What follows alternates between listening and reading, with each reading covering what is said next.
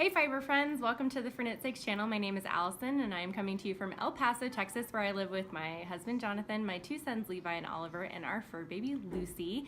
Today is Wednesday, August the 8th, and if you are new to the channel, you are checking out my little corner of the internet where I chat about my works in progress and my finished objects, to include knitting, cross stitch, crochet, a little bit of sewing, and any other fiber craft that happens to catch my fancy. If you are a returning viewer, thank you so much for coming back to hang out with me. I always appreciate any view that I get on my channel, and it makes me really happy to see comments on my notifications or in my inbox on my Gmail. So thank you so much for coming back. I really do appreciate it. Today is Wednesday, August the 8th. If I haven't already said this, this is the fourth time I've recorded the intro. Hashtag thanks kids. And today is our 10-year wedding anniversary. John and I have been married for 10 years. Yes, we got married on 8/8/08, and originally we wanted to get married on the 9th because I didn't want to get married on 8/8/08 because it was like the thing to do to get married on like 7/7/7 and stuff like that. So, but the place we wanted to get married wasn't available on the 9th, so we got married on the 8th. It was a beautiful Friday in Virginia with all of our friends and family. It was a fun party, great food, good cake, all that great stuff. If I remember to pop a picture in on our wedding day, you can see me and my husband 10 years ago. And who would have thought we would be here 10 years later, still in the military, and 5 moves, as well as 3 extra moves at duty stations because we decided to move houses either by choice or not by choice, like our current situation. If you haven't been watching me in the past, we had to move back in January because our last house, the homeowners decided to not renew our lease because they wanted to sell the property. So we had to move, and now we're in this wonderful house, and it works out great for us for at least another year until we move again to Alaska, to much cooler weather. It is a very bright and sunny day, nothing new here in El Paso. I think the high today is either 99 or 100. It's been hovering around that, but it's supposed to rain on Friday, and we're supposed to be down into the 80s over the weekend, and that could be cardigan weather since we've gotten so used to living in El Paso, but what can I say? If you want to find me on Ravelry or Instagram, you can find me under For Knit's Sakes, and if you want to join the podcast group on Ravelry, you are more than welcome to. You can either search under the groups tab on Ravelry for Knit Sakes podcast, or you can click on the link that I always put in the description box below. You can find information on any knit-alongs and the show notes on any projects or anything I happen to chat about on the podcast, but it's fairly small. This is a very small channel, and like I said before and in previous episodes, I really appreciate any newcomers as well as returning viewers. Thank you so much. It makes me very, very happy. Like, do a little happy dance, get giddy, and like fangirl, you know, when people comment and stuff. But today's gonna be fairly short. I don't have a lot of finished objects or progress on, well, I do have a lot of progress on one work in progress, and we will chat about that sad story in just a second. But let's do our question for this podcast, and it is a fairly easy one. I just flipped open to the first page, and it was the one that was there, and it's, what's your favorite holiday and what do you love about it? And right now in my life, my favorite holiday is Thanksgiving because food, delicious. We don't always do traditional Thanksgiving food like turkey, cranberry, stuffing. Last year we did ribs, and it was the best. We had ribs and potato salad and a whole lot of really good food, and my parents were here. Unfortunately, they were very under the weather while they were here. I don't know what happened. They either got sick from the plane or their lives are so busy that when they stopped, their body was like, time to get sick. And so I felt really bad. My parents don't visit very often. It is expensive to, you know, fly to come see us and all that other stuff, but hopefully next time they visit, they won't get sick and we can enjoy a little bit more of El Paso so they can see, or maybe we can make a little trip like out to Phoenix or something. But favorite holiday, I get on tangents quite easily these days. Favorite holiday is Thanksgiving because food, the time of year, the weather is usually beautiful. Last year, I actually had to turn on the air conditioning because the house got too hot from having the oven on and cooking other things. That just had to turn on the oven, and I think it was like upper 80s during during that time. And it's also around Oliver's birthday. Last year it was on Thanksgiving. This year it's the day after. So every like 7 years or so, 7 or 8 years, his birthday is going to end up landing on Thanksgiving. He wasn't supposed to be a turkey baby. He was supposed to be born on the 17th, but he was 5 days late.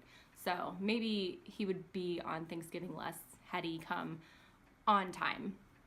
If any of you are up to date on like birth dates and everything, that usually like it's a very vague date that they give and blah blah blah. The window's actually a lot more open than people believe on actual birth dates, but that's another subject, has zero to do with knitting. So we'll hop into my first finished object, which is the only one that I have this week, and it is my Clarke pullover.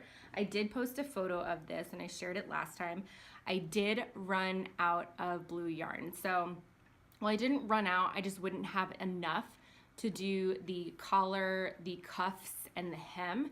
So I decided before I ran out of yarn and had to frog, rip back, and then re-knit things, I decided to do the purple that I had discussed last time. So here's my collar. And this sweater fits very well. I did not gauge swatch for this.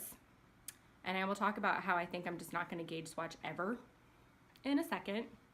Here's my beautiful, nice cuff.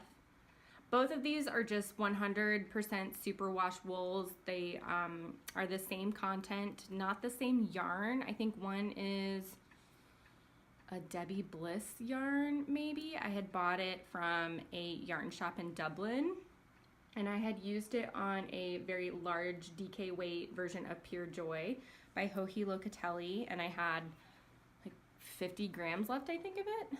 And there is the hem. It is a split hem, so you split at the end and, whoops, I don't know where my camera is.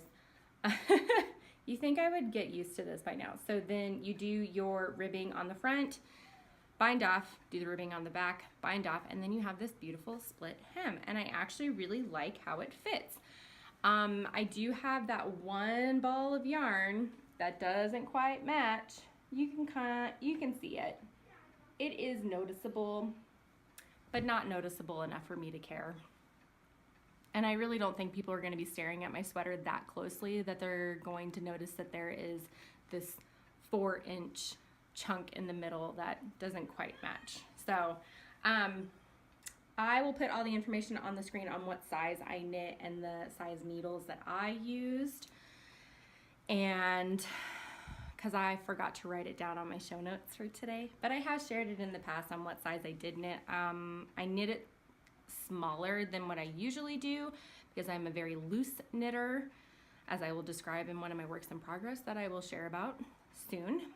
And it turns out it's still a little oversized, but not sloppy oversized on me. So this sweater does not have any waist shaping, so whatever your bust size measurement is the same size from bust to waist. And I decided to go with a slightly more fitted bust size so then it wouldn't be so oversized on my waist, and it fits perfectly on my hips because the split hem splits it where it needs to be. So this is the Clarke pullover by Jane Richmond, I believe. I'm pretty sure that's what it is, but this is a very good beginner sweater pattern in a not quite a worsted weight, but you do it in DK. It worked up fairly quickly. I did a lot of the knitting in the car or while we were in San Antonio visiting family, and I think it took me like 2 weeks. Great project, and I did my sleeves 2 at a time. I think I enjoy doing that because then they're the exact same length. If I need to try it on, I just slip the stitches onto either an extra cord or on, I probably put them on extra needles at some point, and then you just pick them back up again. Fairly simple. If you can do 2 at a time socks, you can definitely do 2 at a time sleeves. So my only finished object for this week, but I have a lot of new projects on the needles with a lot of work done to them. So we are going to first do my dad's socks for Christmas. I sent him photos of all the, not masculine yarn, but not feminine. I have a lot of purples and blues in my stash, so I sent him all the yarn that I had that he might enjoy for socks, and he chose the one that I did not think he would ever choose. I showed this last time on the podcast from the auction that I had with my knitting guild. My dad chose this mystery, either Regia or Opal skein of orange. Oranges, burgundies, a smattering of white, navy blue, yellow. And my husband perfectly described it. It reminds him of like the stereotypical Cosby sweaters, like the Cosby sweater vest. So this is what I have so far. I've done 2 pairs of socks for my dad so far, and this is the first one I am doing toe up instead of cuff down. So I'm just using the same recipe. I'm just going from the bottom up instead, and I'm still going to do an afterthought heel that I cut in and use the other extra yarn. This is what happens with kids in podcasting. You guys know if you've watched before.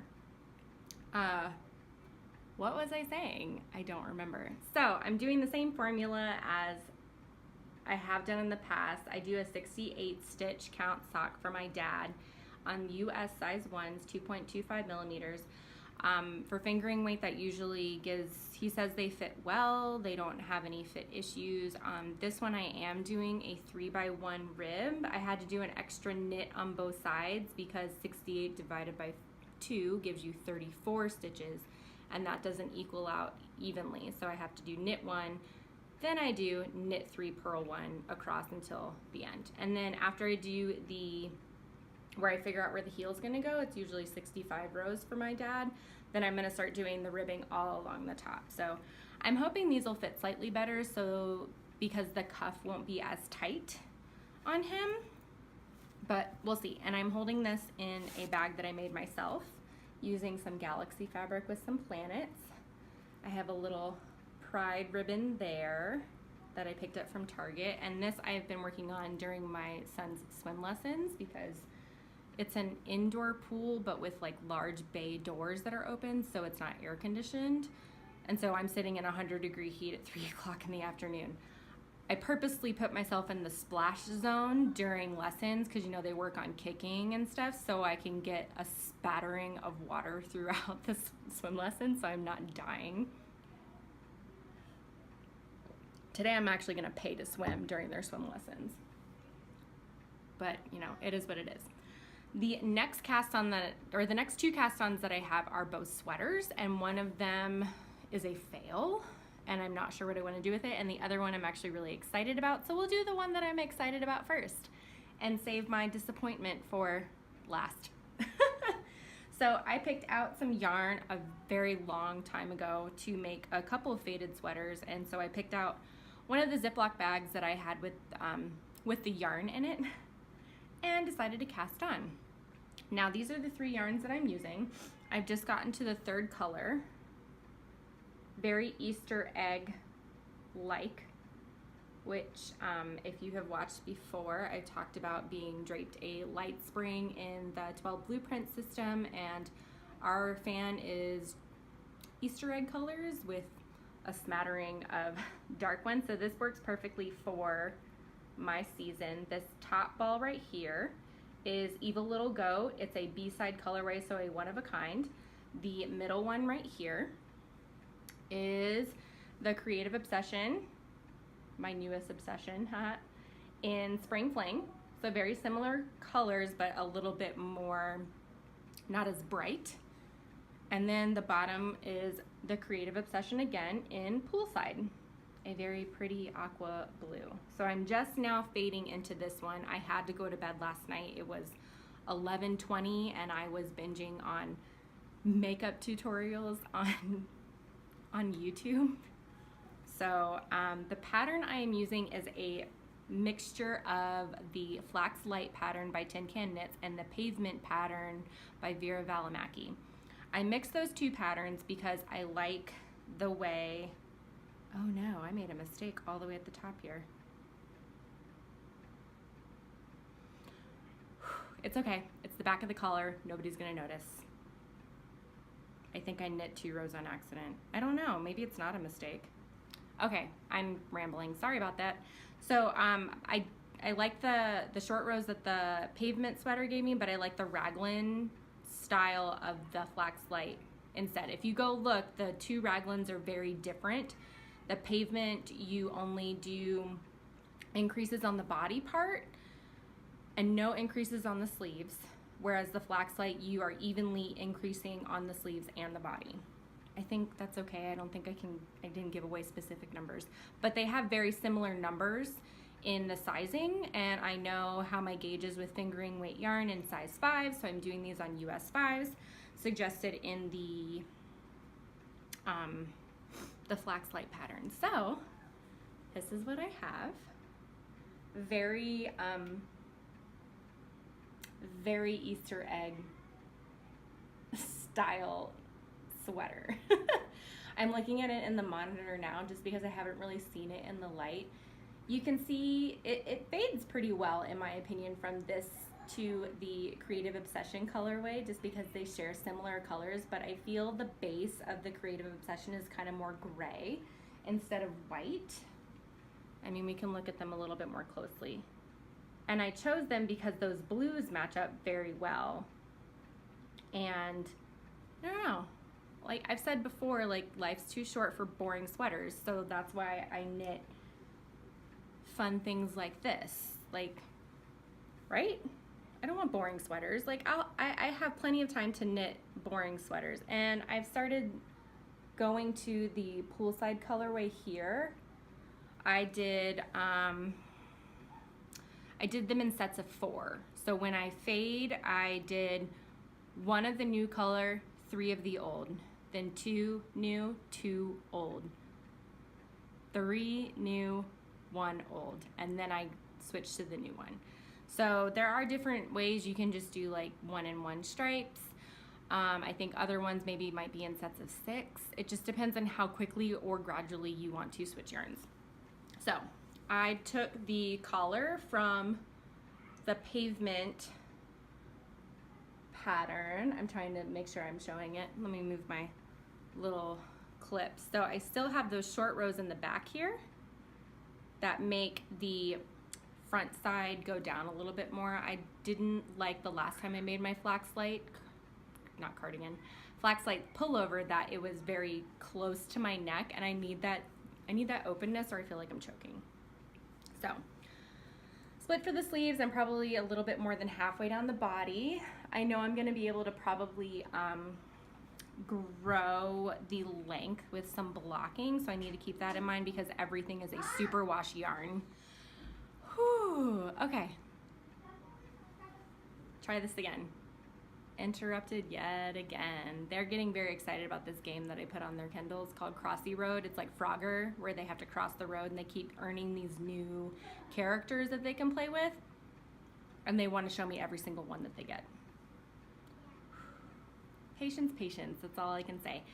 So, as I was saying, I can grow this a little bit in length with blocking, so I'm not super worried about running out of yarn, but I'm worried a little bit about the proportions of yarn that I have left, because I only have like 23 grams of this to do the sleeves, but I pretty much started fading the new color as soon as I split for the sleeves.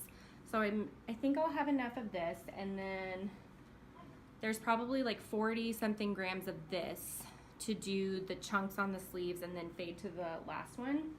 And then poolside, I weighed it, it was 106 grams, so it's a little on the heavy side, but I don't know if the dye made it a little bit heavier, because dye obviously adds a little bit of weight, but this is 106 grams, and I maybe have like 8 to 9 inches left on the body. It just depends on how long I want to do it. I might stop at the cuffs, put them on, put holders on the cords, the stoppers, and then knit the sleeves just to make sure like everything is okay.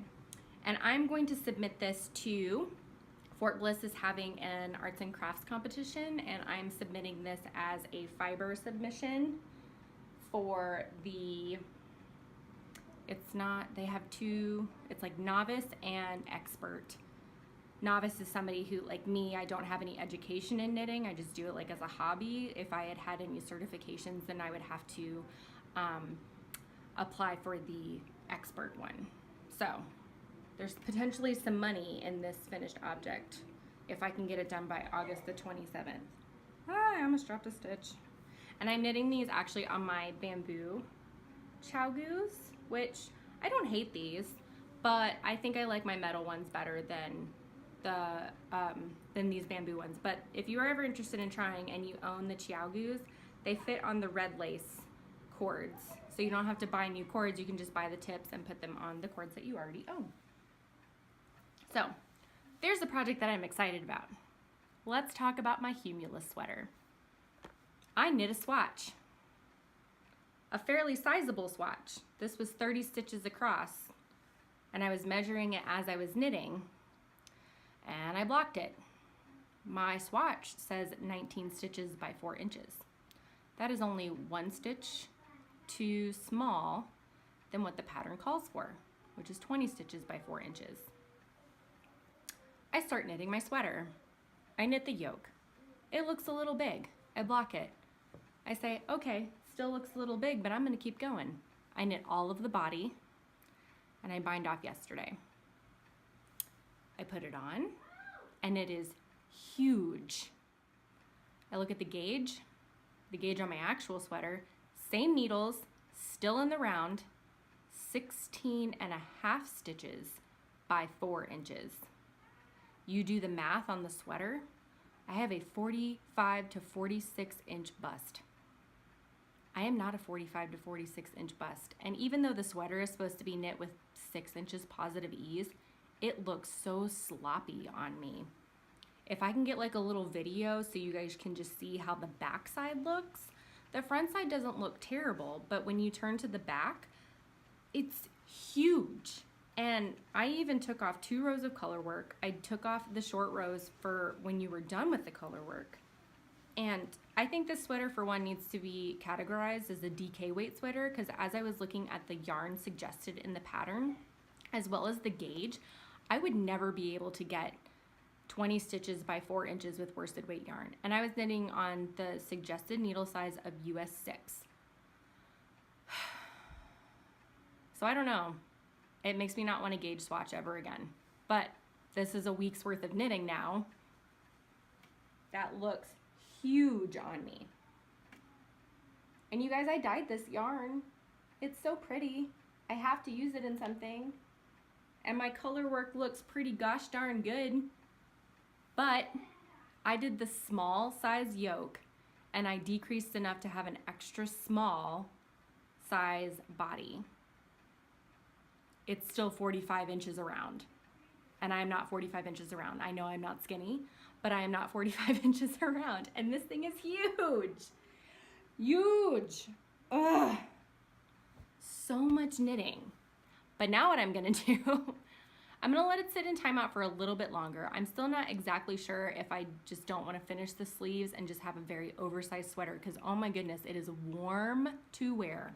I was sweating profusely inside the house with 77 degrees on my air conditioning, and I was sweating in it, and it didn't have sleeves yet. So this wool is super, super thick and is very warm. And thank you, Helene, if you are watching, for gifting it to me.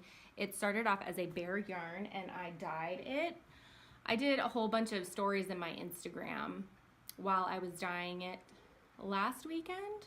I think I dyed it on Saturday. But my first batch I did in the oven, and I did 2 skeins per pot, and I did it with purple yarn, and the yarn ended up green with like these pinkish tonal spots. So then we have this really big, wide, shallow Calphalon pan that we've had forever. I almost took it to the thrift store because we never use it. And I put 2 skeins in it with just blue dye and over dyed all the skeins the same color. So you guys, I still even like have I have all of this yarn with only the sleeves left on this sweater. So what I think I'm gonna do is I'm going to start the Rock Creek sweater by Caitlin Hunter. It is a bottom up sweater, but I'm going to knit the sleeves first. And I'm going to base the body size based on my sleeve gauge. because the gauge for the Rock Creek sweater is 17 stitches by 4 inches. A lot of math today, and I've had my coffee and I'm losing it today. So I have enough. I can just go ahead and start the sleeves. I don't have to frog any of the other sweater because all of my skeins turned out fairly similar, just a little bit more intense for some of them. So I have enough that I can start the sleeves before I frog this. My problem is the Rock Creek is still 17 stitches by 4 inches, and that's on a US 8. I'm getting almost that on this sweater with a US 6. And so I need to figure out my gauge if I knit the sweater or play around with the numbers and take off a couple stitches just so it's not so big. I think this is why I also like knitting fingering weight sweaters, because oversized fingering weight sweaters don't look so oversized. Oversized worsted weight sweaters on me start to look very sloppy, i.e. this. Let's just appreciate like how nice it looks and how the yarn, like there's not a lot of pooling or flashing or anything like that, and that color work is just so nice, but I can't wear it the way it is. And I'm one of those, if I don't like it, it'll sit in the drawer and I won't wear it, just like I did with 2 other sweaters, and I frogged them and I'm re-knitting new things with the yarn. So I wanted to submit this for the arts and crafts because I dyed the yarn myself, but I can't do it with how ill-fitting it is at the moment, but I still love the yarn so much. Like the colors, I really want a sweater out of it. So I really think I'm just gonna knit the Rock Creek, and I'm gonna start with the sleeves and go from there. But I'm gonna finish the fingering weight sweater first, just so I can have it done, take photos of it, and submit it for the arts and crafts contest. I almost said festival, it's not a festival. But I still have my and then some shawl on the needles, but I have not done any more work. I don't know if I had talked about how I ripped back all the lace to restart it, but ever since I ripped back from the lace, we went to San Antonio, we came back, I dyed the yarn, I started 2 sweaters, and it kind of just got put in the corner just because I wanted to work on the other projects more. Not that I don't like it, but I severely screwed up the lace the first time, so I guess I'm just more tentative to start it or start back up with it again. What can you do? I did finish a cross stitch for our anniversary. If you follow me on Instagram, you've already seen it. I'll put a little picture in here that you guys can see. It is some Avett Brothers lyrics. If you don't listen to the Avett Brothers, I highly suggest it. They're very like folksy, not country by any means, but like pop folk, I guess would be a good word for it. A good description of their music. And me and my husband both really like their music. And the lyrics to Murder in the City is very special to us. So I decided to put it on a cross stitch, and now it is hanging up by our front door so we can see it. My husband loved it. I also went to World Market and got some Happy Hippo treats, which is a German, technically like kids treat, but they're delicious anyway. So I bought those and a little sample pack of hot sauces because my husband is a hot sauce connoisseur. He likes to try new hot sauces, and he's very intrigued by how hot he can find hot sauces these days. So that is all of the fiber content for this week. I told you it would be a little bit short, which is good, so then you can get on about your day and do your things that you need to do. And if you want to hear a little bit about life stuff, not too much, maybe a little bit about the future of the podcast, then feel free to hang out, grab your knitting, grab some water. I'm very thirsty today. And it's actually like a little overcast, like kind of like that dust cloud overcast, not cloud overcast, unfortunately. We'll get that on Friday. But if you only came for the fiber content, thank you so much for stopping by. Like and subscribe so we can get the channel out a little bit more to more viewers. And I will hopefully see you guys in about 2 weeks, probably like right before September. So if you're gonna hang out and listen to my life stuff, grab your stuff, sit down, and listen to me chatter. Bye, everybody. Phew. Okay, 2 weeks since I've talked to you guys last. We started swim lessons. I say we, the boys have started swim lessons. The first day was Monday. Oliver was terrified. He was scared he was going to sink, but the lessons are held in the 2.5 foot part of the pool, so he can stand on the floor and still like be like chest above water. Second day was much better. Levi loves it.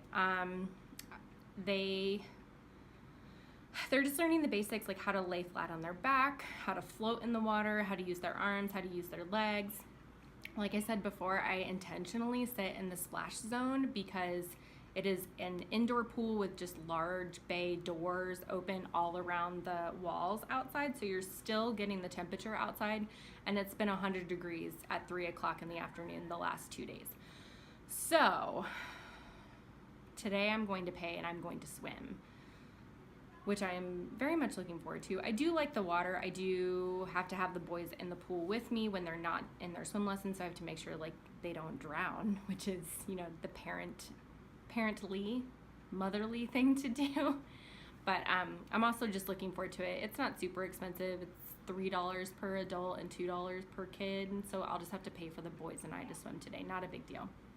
I have applied for a few jobs, which is a little terrifying. There is an elementary school about 10 minutes away that has a military family liaison job open, and with my experience doing the Carrying On project and Mom to Mom and being a lactation consultant for the last, 5 years, 7 years if you do baby wearing, I feel like my liaison experience with those organizations hopefully gives me an edge over any competition. It's also a re-advertised job, so either nobody qualified applied for the job last time, or somebody got the job and then they PCS'd or something, which happens a lot, or something else. But I turned my resume in yesterday. That was a little terrifying. I haven't applied for jobs. I'm like getting anxious just thinking about it, actually. But it's been since 2008 since I've last applied for jobs, like an adult job.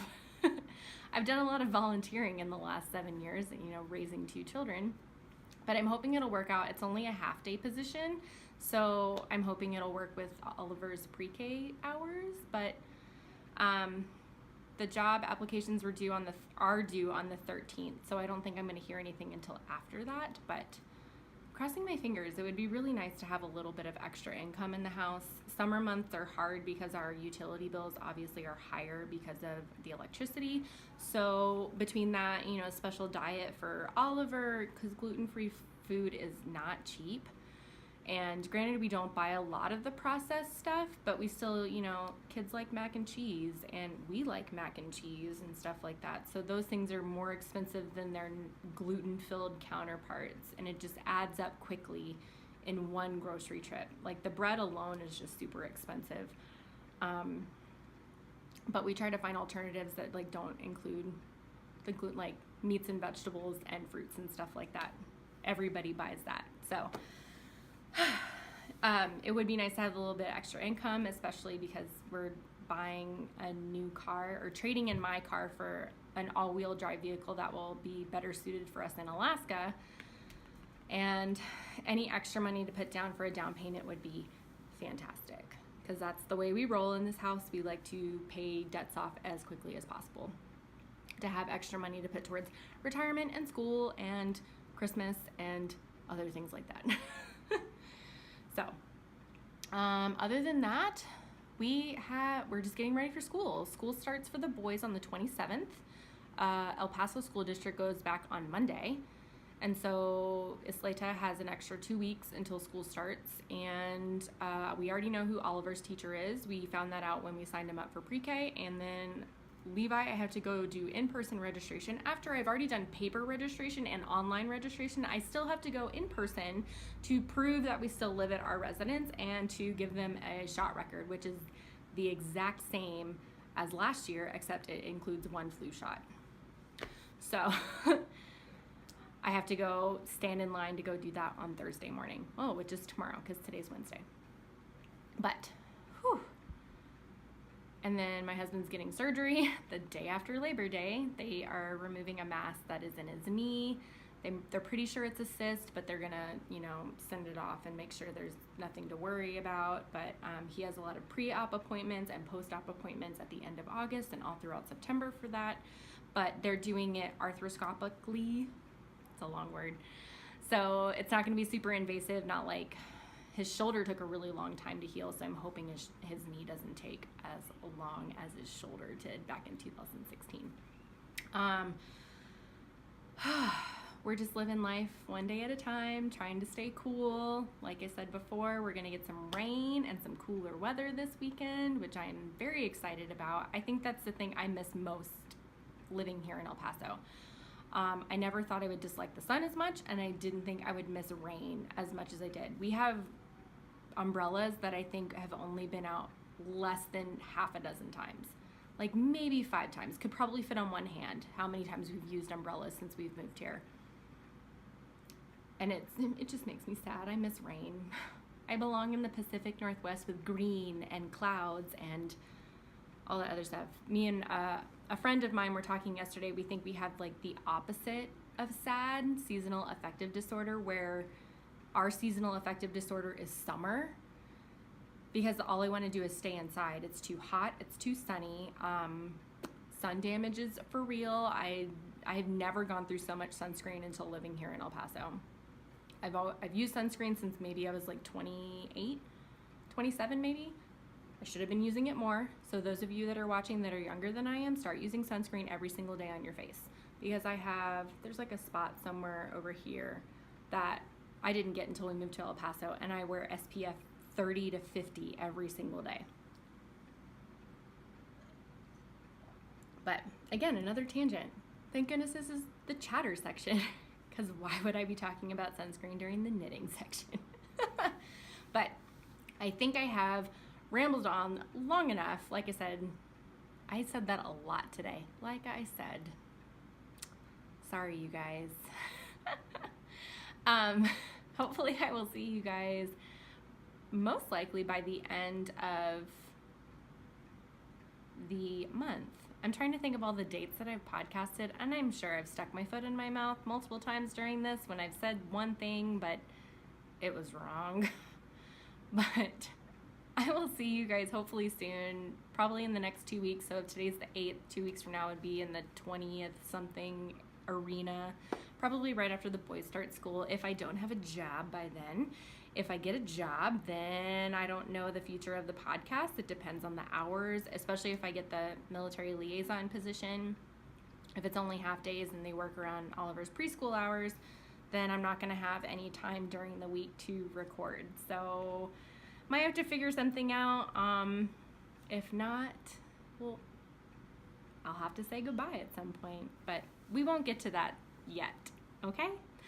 But I'll let you guys go and get on about your business today, and thank you so much for stopping by. Like and subscribe if you liked what you saw, and I will see you guys in about 2-ish weeks. Bye! Keep your needles moving!